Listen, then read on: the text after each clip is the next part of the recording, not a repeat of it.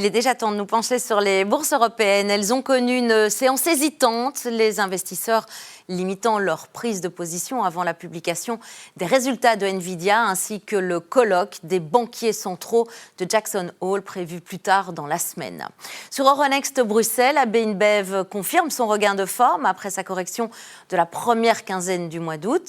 Hors indice, Jensen était également en vue. À l'opposé, Argenix a marqué le pas après ses records de la semaine dernière. Agfa a également lourdement chuté à 2 jours de la publication de ses chiffres semestriels.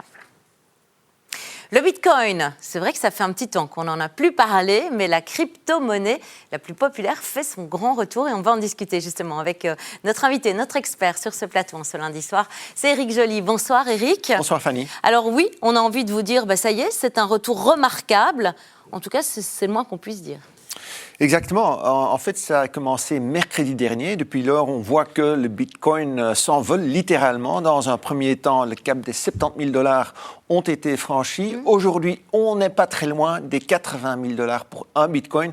Alors, ce sont des niveaux que l'on n'a pas vus depuis bien longtemps, évidemment. Éric, ça s'explique comment? Pourquoi si soudainement? Je pense qu'il y a plusieurs raisons. Donc, si vous prenez le graphique, par exemple, vous le voyez ici, pendant tout un temps, ces dernières semaines, le Bitcoin a été dans une fourchette entre, disons, 62 et 65 000 $. Oui. C'était une période qui était relativement calme. À mon avis, ça a quand même incité pas mal d'investisseurs à spéculer contre le Bitcoin, et donc ils avaient des positions à découvert.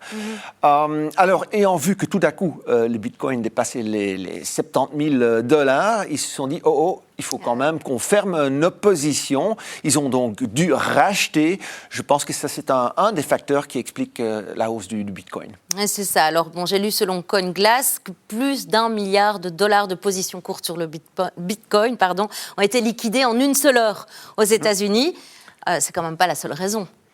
Non, il y en a d'autres évidemment. Notamment, on voit qu'il y a du support de la part de la Maison-Blanche. Semaine dernière, par exemple, le président Trump a quand même reçu à cette même Maison-Blanche des dirigeants de Coinbase, de Blockchain.com.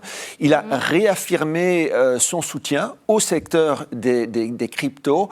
Il a également demandé au Congrès d'essayer de mettre en place une législation qui apporterait peut-être un peu plus de sécurité justement au secteur, et il a dit qu'il voulait à nouveau des achats de Bitcoin pour constituer une réserve stratégique. Donc voilà encore quelques facteurs qui ont soutenu cette crypto-devise. Mais justement, la SEC, Securities and Exchange Commission, elle aurait également apporté sa contribution?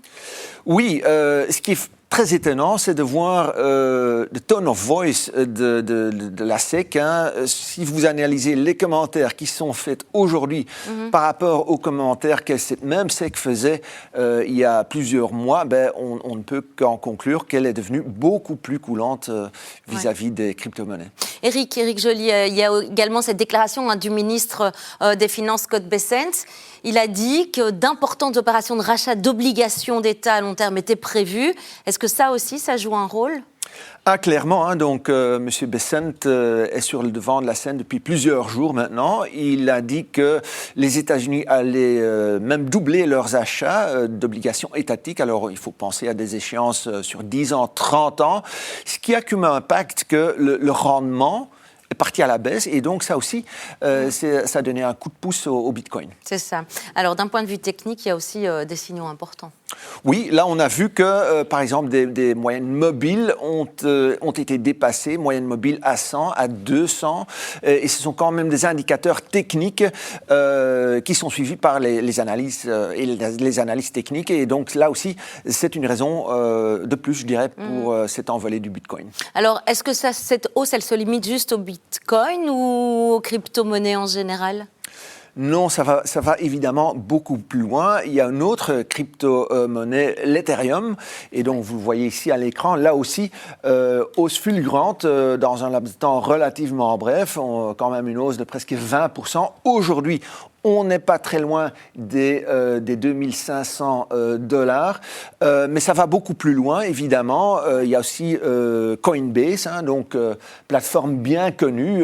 Là, on voit que le cours de bourse est passé d'un niveau de 150 à aujourd'hui 185 et quelques poussières. Logique, puisqu'il y a beaucoup plus d'échanges en crypto-devises ces derniers temps. Et donc, un conseil, on achète Ça c'est dangereux. C'est dangereux de conseiller ce genre de choses. Merci en tout cas pour toute cette belle expertise, Éric Joly. Merci en effet d'être venu sur notre plateau ce soir et à tout bientôt. Merci à vous. C'était le Trends des marchés du jour en ce lundi 24 août. Merci de nous suivre.